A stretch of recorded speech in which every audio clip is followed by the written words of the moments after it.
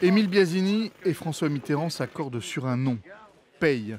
Il devient l'architecte du projet présidentiel. Mais très vite, on comprend que réunir les différentes ailes du Louvre exige une entrée centrale souterraine. Comment faire connaître cette entrée? Où la situer? Ce sont les questions auxquelles sont confrontés Paye et Émile Biasini. Et c'est comme cela que surgit l'idée de Paye d'une pyramide de verre pour signifier l'entrée du musée. Cette pyramide va déclencher une bataille majeure contre le projet. Pour beaucoup, il n'y a là aucune audace architecturale, mais plutôt un sacrilège. Le seul moment où j'ai entendu Émile Biasini, avec lequel j'ai travaillé plusieurs années, dire qu'il avait eu honte, même à la limite presque honte d'être français, c'est quand il racontait la fameuse séance où l'architecte Paye a présenté au comité supérieur des monuments et des sites son projet. Paye, effectivement, m'a souvent parlé parce que c'est resté pour lui, cette séance, comme un point dans sa vie extrêmement noir.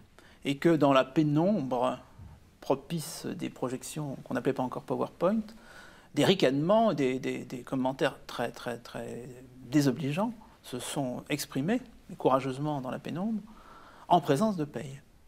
Il y entrait une forme de xénophobie, il y entrait un règlement de compte de gens de droite contre la gauche. Enfin, tout ça mélangé a produit une séance très désagréable. On disait même que la traductrice qui était à ses côtés n'osait même pas lui traduire tout ce qui était dit en termes de critique au moment de la séance. Mais ce qu'il ne faut pas oublier, c'est qu'il y a eu un accord favorable en fin de séance. Alors après, on s'est focalisé sur la forme de la pyramide, mais au fond, c'était une excellente solution et architecturale et structurelle.